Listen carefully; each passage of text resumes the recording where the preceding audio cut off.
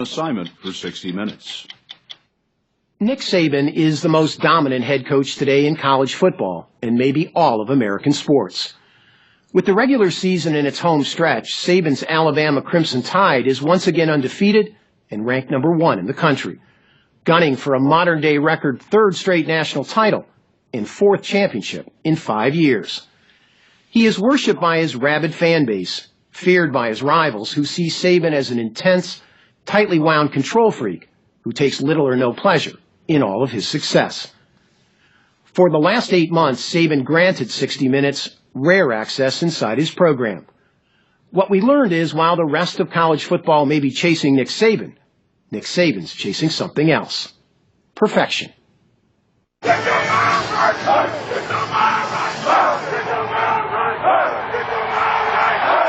chant is "Get your mind right."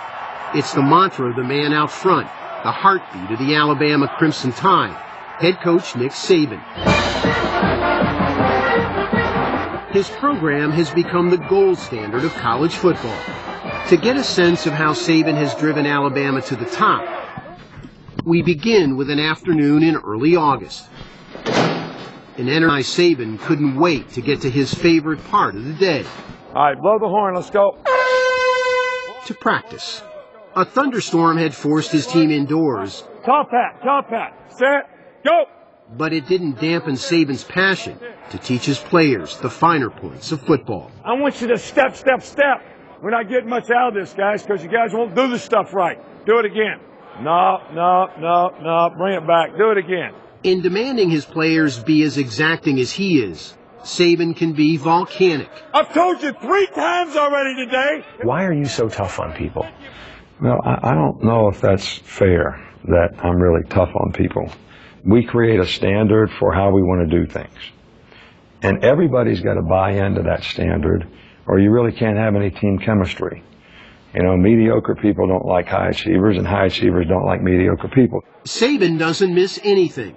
On this afternoon, a freshman caught Saban's eye. Hey, Eddie. Number 4, Eddie Jackson, who seemed lost. You an offensive lineman or what? Jackson, a defensive back, was stretching with the offensive lineman. You got to buy him, Eddie. Trying to master Alabama's complex schemes was too much, too soon for Jackson. Hey, Eddie, it's kick support. It's cover 2. Why are you backing up? You're supposed to come and force the edge. Jackson looked like he wanted to crawl into a hole. Come on, Eddie. All of Alabama's players have been there. Oh, Vinny. Safety Vinny Sunseri remembers the day he and a fellow defensive back forgot a play. And he throws his hat, and it's a straw hat, and it's not really heavy. He's able to throw it like Zorro at us. I thought it was going to hit us and knock us out. And just starts yelling at us, and we're like, oh, we just got Saban. Got Saban. Yeah. He messed up my hat. But Saban's players have faith in their coach largely because of a revolutionary approach he designed years ago called the process. Ignore the scoreboard, Saban preached to his players. Don't worry about winning. Just focus on doing your job at the highest level, every single play, and the wins will follow. The approach was to challenge the players to play every play in the game like it had a history and life of its own, and tried to take the other team out of the game and make it all about us in terms of what we did. It's like jumping out of a plane without a chute. Yeah. I mean, in your business, what, we're not going to focus on winning? Right, but it really is the simple way to do it, and it's the best way to do it. It's a way of life around here. It's the way we play the game. It's the thought process behind everything. Star quarterback A.J. McCarron was involved in the one play that epitomizes just how deeply the process has been programmed into Alabama's players. Late in last year's blowout win over Notre Dame in the championship game, McCarron and his center Barrett Jones called different plays at the line of scrimmage, both insisting they were right. A bizarre shoving match ensued on national TV. Saban loved it. The game's probably won. And it's 42 to 14. Yeah, they're still trying to get it right, which to me is the kind of pride in performance that you want in the players. Can you see the critics saying, come on, coach, just take a breath, relax, enjoy the moment? I can see people saying that, but we're still coaching. We're trying to get them to do it right. I don't ever want the players to relax in a game.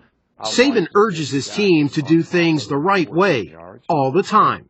So when this player arrived late for a meeting because he was busy taking out his earrings, it didn't go over well. Number one thing, be on time.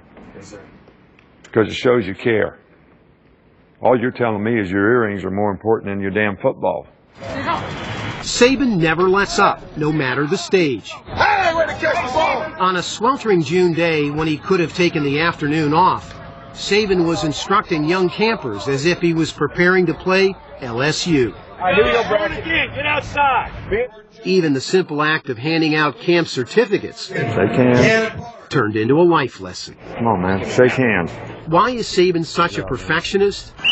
The answer lies on another football field in a small West Virginia mining town. Here, Saban's father, Nick Sr., started a Pop Warner team called the Black Diamonds.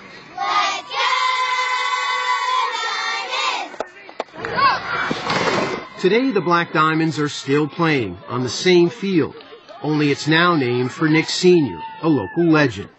Nick remembers how his father's long, demanding practices always ended on a hill in the back of the end zone. And it was like a 3-level hill, and it's almost straight up. And we would line up at the bottom of that hill, and that was our conditioning. We'd have to sprint up that hill. And it was so dark, he couldn't tell whether you made it to the top. So there was a row of trees up there. You had to bring a leaf back to prove that you made it to the top. Nick grew up in a coal camp with just 9 streets. His dad owned this service station down the road. Nick started working for him at age 11. If we washed a car when I worked for him at the service station, and it was not done exactly, perfectly, correctly, he would say, wash it again. And you had a fear, as I understand, of certain cars. The navy blue ones and black ones were really hard to keep the streaks out of. A single streak, you had to do the whole car over again. Well, now we know where the attention to detail comes from. That's where it comes from. Nick thought he wanted to run a car dealership after playing football at Kent State. But while serving there as a graduate assistant coach in 1973, he told his dad that coaching was in his blood. And I think this is really what I want to do. That was the last conversation we had, because he passed away the next weekend. His dad was only 46. Saban began a nomadic coaching career, never staying in one place more than 5 years. After he won the 2003 national championship at LSU, Saban was lured to the NFL to coach the Miami Dolphins. As Miami struggled late in the 2006 season, the University of Alabama, a fading football power still living off the days of the great Bear Bryant, was searching for a new coach. Alabama made Saban its #1 target. Saban uttered these words. Well, then I guess I have to say it. I'm not going to be the Alabama coach. Do you regret that, Nick, saying... Absolutely. Yeah. I mean, You said flat out, I'm not going to Alabama. I really, in the end, it affected my integrity as a person by saying one thing and doing something else. Today in Alabama, Saban is treated like a god. He now has his own statue outside the stadium, a tribute to his national titles. Alabama has made him the highest paid coach in the game. Dr. Robert Witt, Alabama's chancellor, approved the contract. Nick Saban makes north of $5.5 million a year. Very simply, is he worth it to the University of Alabama? Nick Saban's the best financial investment this university has ever made. We have made an investment that's been returned manyfold. The best investment the University of Alabama has ever made? I believe.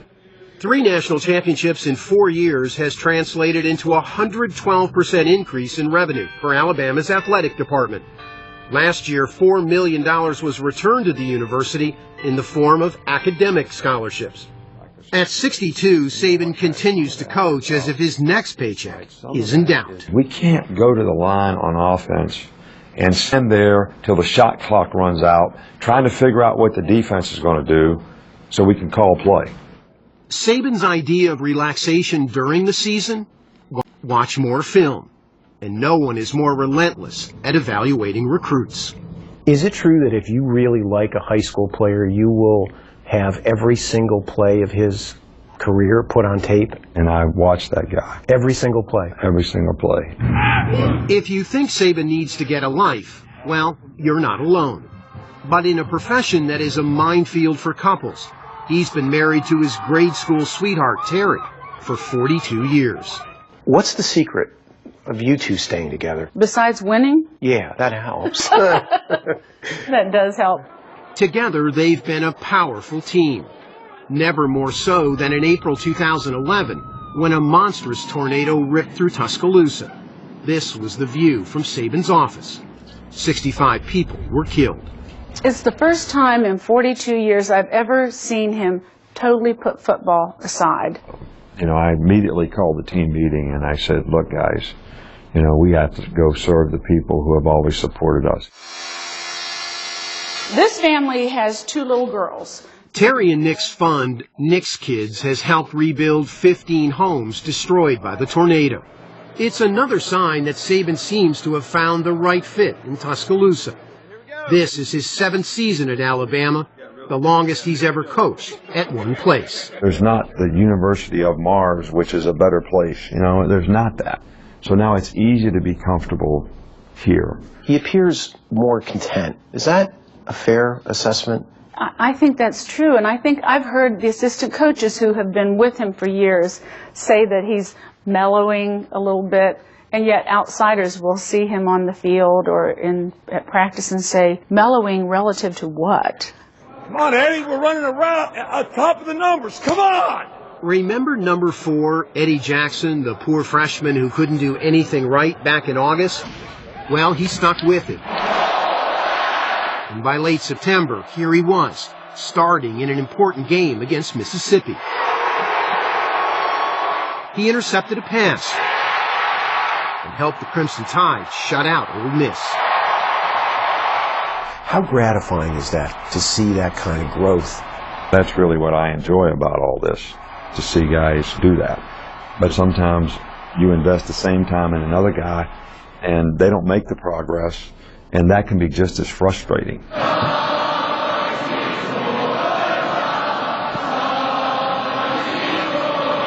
Saban and his players were tested in September in front of one of the most intimidating crowds in the country.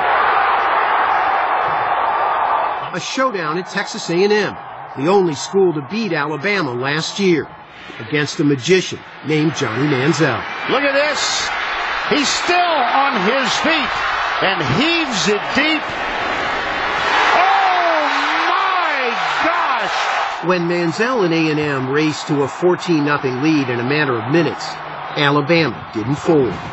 The Tide methodically regrouped, did what they were taught, played the play, and ultimately prevailed in its biggest game of this season to date. Touchdown, Alabama!